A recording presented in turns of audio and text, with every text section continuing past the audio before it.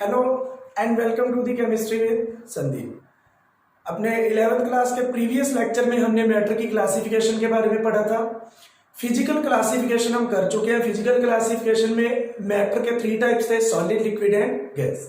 आज हम बात करते हैं केमिकल क्लासिफिकेशन की, कि केमिकल क्लासिफिकेशन के बेस पे मैटर के कितने टाइप होते हैं। देखिए,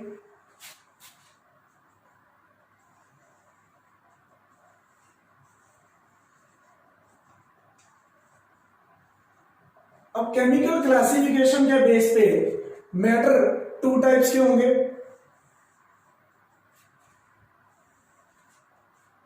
mixture and pure compound. Mixture further 2 types के होंगे, होमोजीनियस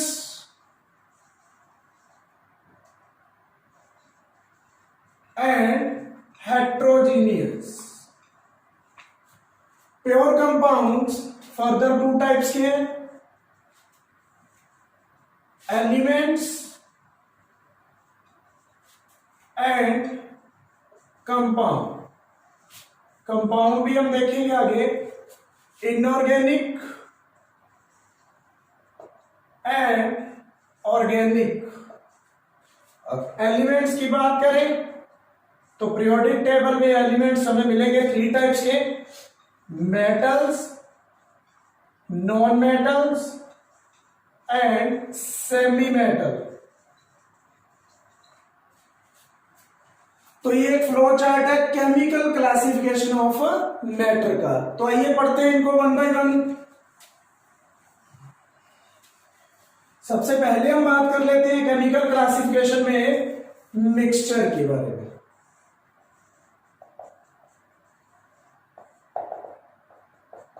देखिए, मिक्सचर में क्या करना है, 2 और मोर एलिमेंट्स कंबाइन होते हैं तो वो मिक्सचर बनाते हैं। लेकिन उस केमिकल कॉम्बिनेशन के दौरान ना तो कोई केमिकल बॉन्ड बनेगा और ना ही कोई केमिकल बॉन्ड ब्रेक होगा।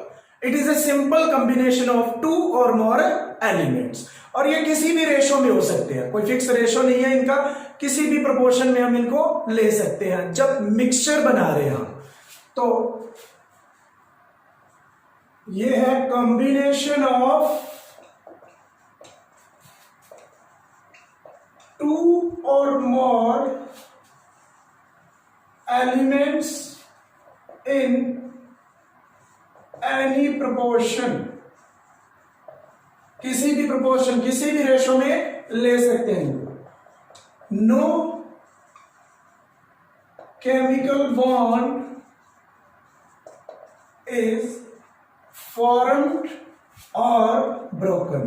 ना तो कोई केमिकल बॉन्ड बनता है और ना ही इसमें कोई केमिकल बॉन्ड ब्रेक होता है। अगर कोई केमिकल बॉन्ड बन नहीं रहा तो नो एनर्जी और लाइट इवॉल्व्ड और एब्जॉर्ब्ड।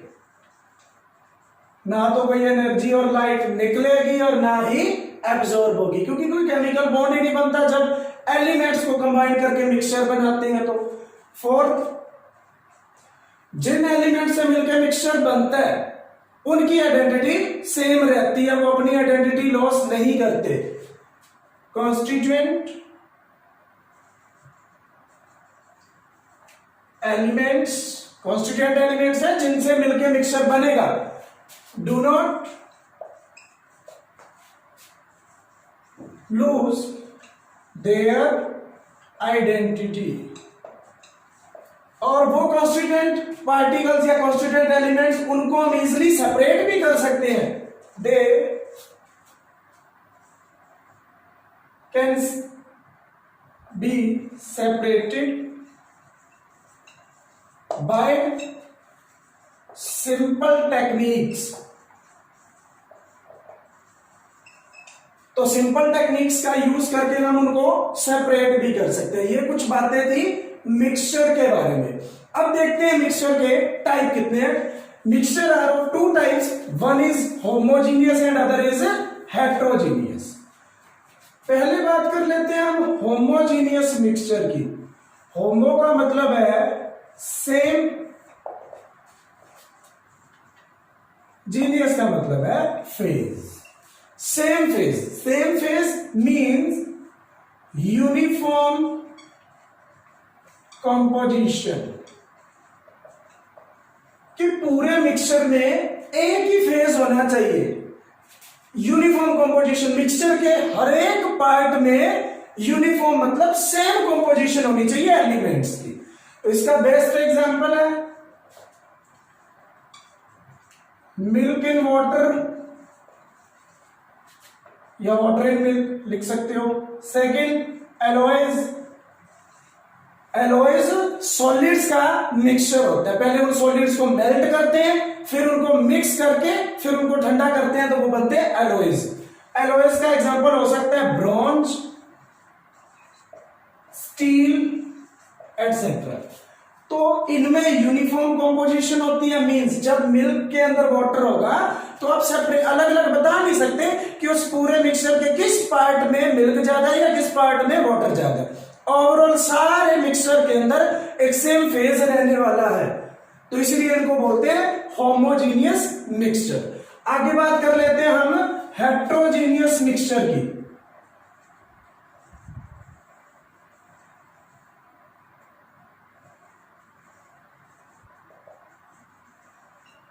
हेट्रोजीनियस की बात करें तो हेट्रो का मतलब है डिफरेंट और जीनियस का मतलब है फेज। यहां पे डिफरेंट फेज होगा, यूनिफॉर्म कंपोजिशन नहीं होगी। तो इसका एग्जांपल लेते हैं अपन, mixture of sand and iron filings. Iron filings means iron के छोटे छोटे टुकड़े और साथ में उनको सैंड के अंदर रख दे तो दोनों अलग अलग दिखेंगे हमें। दोनों हम अपनी आंखों से भी उनको देख सकते हैं कि वो अलग अलग पड़े हैं, मिक्स करने के बाद भी अलग अलग दिखेंगे। हम इसको बोलेंगे हेट्रोजीनियस मिक्सचर। या फिर इसका एक और सिंपल एग्जांपल है oil and water. Oil and water का मिक्सचर, इसमें भी क्या है, ऑयल और वाटर मिक्स नहीं होते, ऑयल वाटर के ऊपर ही रहता है क्योंकि इसकी डेंसिटी कम होती है। मिक्स नहीं होते, टू फेज बन जाते हैं, डिफरेंट फेज होते हैं, इसीलिए हम इनको रखते हैं हेट्रोजीनियस मिक्सचर की कैटेगरी में। अब सेकेंड टाइप पढ़ते हैं हम pure substances. Pure substances means जिनके अंदर ओनली वन टाइप के एलिमेंट्स हो, ओनली वन टाइप के एटम्स, ओनली वन टाइप के पार्टिकल्स हो। इसमें जो फर्स्ट हम बात करते हैं एलिमेंट्स की। तो इसकी डेफिनेशन क्या बनेगी, elements are the pure substances having only one type of atoms, जिसके अंदर एक ही टाइप के एटम्स है। For example carbon, nitrogen, oxygen.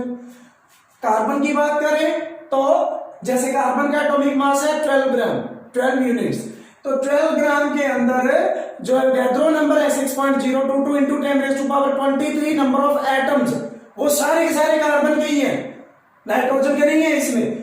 तो कार्बन एक एलिमेंट है, नाइट्रोजन एलिमेंट है, ऑक्सीजन भी एलिमेंट है। तो एलिमेंट्स के अंदर क्या होता है, ओनली वन टाइप के एटम्स होते हैं। पीरियोडिक टेबल में एलिमेंट्स होते हैं 3 टाइप के,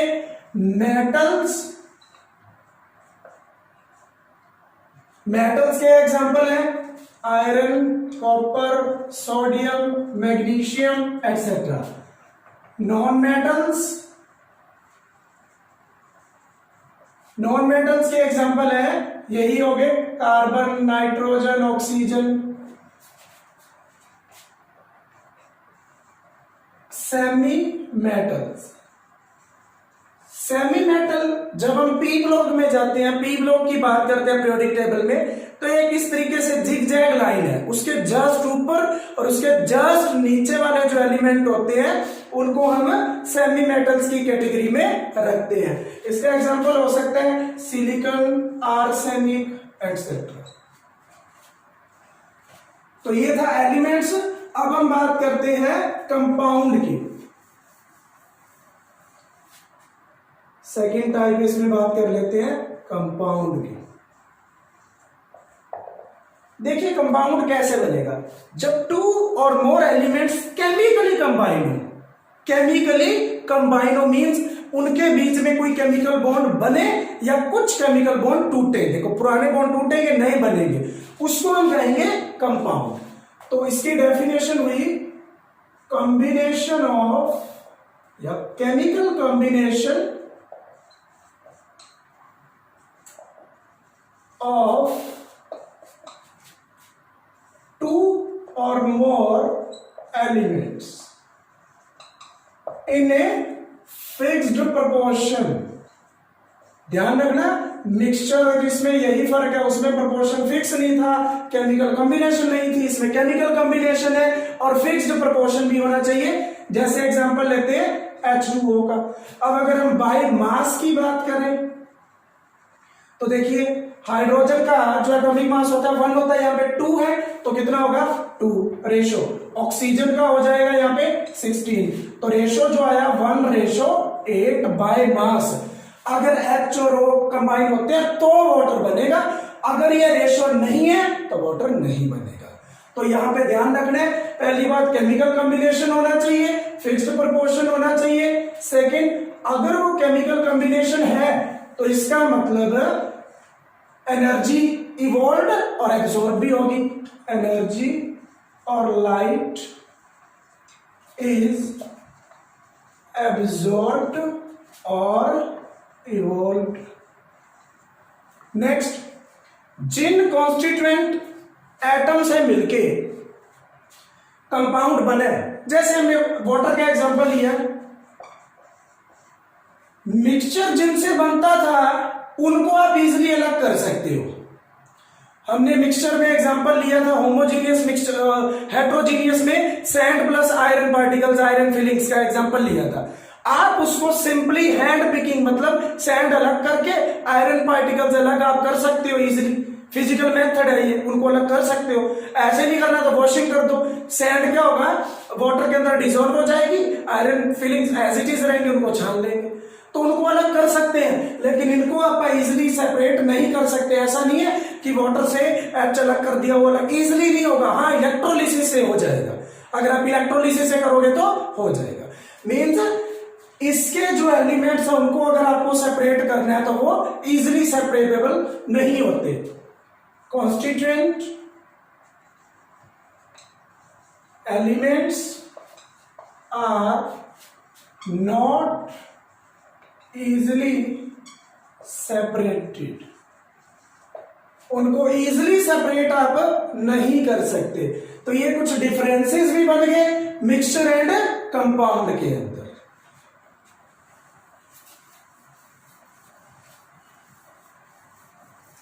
अब बात करते हैं कि कंपाउंड्स कितने टाइप के हैं, इनऑर्गेनिक एंड ऑर्गेनिक। देखिए इनऑर्गेनिक के अंदर जनरली साल्ट मिलेंगे हमें, और ऑर्गेनिक के अंदर हाइड्रोकार्बन्स मिलते हैं जनरली। तो पहले ऑर्गेनिक वालों की बात करते हैं, जो कार्बन और हाइड्रोजन के एग्जांपल है सिंपली बेंजीन, कार्बोहाइड्रेट्स, ये एग्जांपल है ऑर्गेनिक कंपाउंड्स के। और इनऑर्गेनिक कंपाउंड्स के अंदर सॉल्ट्स, मिनरल, एसिड्स, ये सारे आएंगे इनऑर्गेनिक कंपाउंड्स के अंदर। सॉल्ट की बात करें तो NaCl, मिनरल एसिड कंबाइन कर देते हैं, मिनरल एसिड H2SO4, HCl, ये सारे इनऑर्गेनिक के अंदर आते हैं। और ऑर्गेनिक के बेंजीन, C6H6, कार्बोहाइड्रेट्स कोई भी ले सकते हैं, ग्लूकोज ले लो, C6H12O6। तो ऑर्गेनिक कंपाउंड्स जनरली कार्बन तो होगा ही होगा उनमें, साथ में हाइड्रोजन होगा और साथ में कोई हेट्रो एटम। हेट्रो एटम क्यों, इन दोनों से हटके hetero atom, oxygen, nitrogen, chlorine, कुछ भी हो सकता है। मींस बेसिकली कार्बन और हाइड्रोजन तो होंगे ही होंगे इनके अंदर। अब बात करते हैं कुछ लॉज ऑफ केमिकल कॉम्बिनेशन की। लॉज ऑफ केमिकल कॉम्बिनेशन में फर्स्ट लॉ आता है law of conservation of mass. Conservation का मतलब होता है कंजर्व्ड कांस्टेंट, कि जब हम केमिकली कंबाइन करेंगे कुछ कंपाउंड्स को तो जो हमारा रिजल्टेंट प्रोडक्ट होगा उसका मास और जो रिएक्टेंट्स है उसका मास दोनों सेम रहने चाहिए, कांस्टेंट रहने चाहिए, चेंज नहीं होने चाहिए। ये कहता है law of conservation of mass. ये कहता है कि mass of products reactants remain constant during a chemical combination, जब हम केमिकली कंबाइन करें उनको तो मास उनका कांस्टेंट रहना चाहिए, ऐसा कहना है law of conservation of mass का। तो इसका एक एग्जांपल ले सकते हैं हम, NaCl प्लस AgNO3, ये एक्सपेरिमेंट किया गया था। तो इसने देखो ये आयनिक कंपाउंड्स हैं दोनों, ये टूट जाएगा Na पॉजिटिव Cl नेगेटिव में, ये टूटेगा Ag पॉजिटिव और NO3 नेगेटिव में, ये पॉजिटिव और नेगेटिव कंबाइन हो गए, ये कंबाइन हो जाएंगे आपस में, ये बना AgCl plus NaNO3, sodium nitride plus silver chloride. तो देखिए जब टेस्ट ट्यूब के अंदर इन दोनों को मिला के शेक किया और जो फाइनल प्रोडक्ट हमारा बना, पहले इनका वेट किया गया फिर इनको वे किया गया, तो वो दोनों सेम मिले। इट मीन्स इसका मास और इसका मास सेम रहा, और इन्होंने इस इक्वेशन ने किसको फॉलो किया, law of conservation of mass. लेकिन इस लॉ की एक लिमिटेशन भी है। लिमिटेशन क्या है, हम बात करें अगर न्यूक्लियर रिएक्शंस की, जिसमें क्या होता है जब फास्ट मूविंग न्यूट्रॉन्स एक हैवी न्यूक्लियस के ऊपर स्ट्राइक करवाते हैं तो वो टू लाइटर छोटे न्यूक्लियाई के अंदर टूट जाता है, plus a large amount of energy is released. उस टाइम में काफी ज्यादा अमाउंट ऑफ एनर्जी रिलीज होता है, जिसको हम यूटिलाइज कर सकते हैं या तो इलेक्ट्रिसिटी प्रोड्यूस करने में या न्यूक्लियर एटम बॉम्ब बनाने में। तो वो एनर्जी एक्चुअल में किससे निकली है, कुछ मास डिस्ट्रक्ट हुआ है, कुछ मास खत्म हुआ तो वो एनर्जी निकली। पहले भी हमने लेक्चर में बात करी थी, mass and energy are interconvertible according to Einstein equation, that is E is equal to mc square. Mass और एनर्जी आपस में इंटरकन्वर्टिबल है, तो वहां पे देखिए मास कन्वर्ट हो रहा है एनर्जी में, एनर्जी तो रिलीज हो रही है। इट मीन्स वहां पे जो मास होगा रिएक्टेंट का और प्रोडक्ट का, उसे नहीं रहने वाला। तो ये बहुत बड़ी लिमिटेशन है इस लॉ की। और एग्जांपल ले सकते हैं अपन, सिंपल CaCO3, इसको हीट करेंगे तो CaO प्लस CO2 मिलता है, ये 10th क्लास में भी आती है इक्वेशन। ये तो गैस है, ये तो रिलीज हो जाएगी, पीछे बचा तो ये, तो इसका मास और इसका मास सेम तो नहीं है, डिफरेंट है।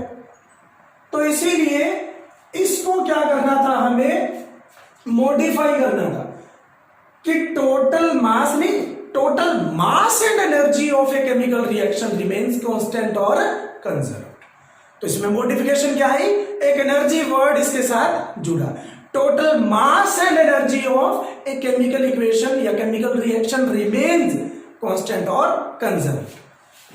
तो सेकेंड लॉ है the law of definite proportion. Definite का मतलब है कांस्टेंट, फिक्स। समझते हैं इसको एक सिंपल एग्जांपल से, फिर इसकी डेफिनेशन लिखते हैं। हम एग्जांपल ले रहे हैं वाटर का। अब देखिए ये रिवर वाटर हो सकता है, रेन वाटर हो सकता है, किसी स्प्रिंग का वाटर हो सकता है। हर बार इसमें बाई मास अगर कैलकुलेशन की बात करें तो 1:8 में ही हाइड्रोजन और ऑक्सीजन कंबाइन है, वो वाटर किसी भी सोर्स से लिया जाए, हर बार हाइड्रोजन और ऑक्सीजन का रेशो सेम रहने वाला है। एक और एग्जांपल ले लेते हैं आप CO2 का।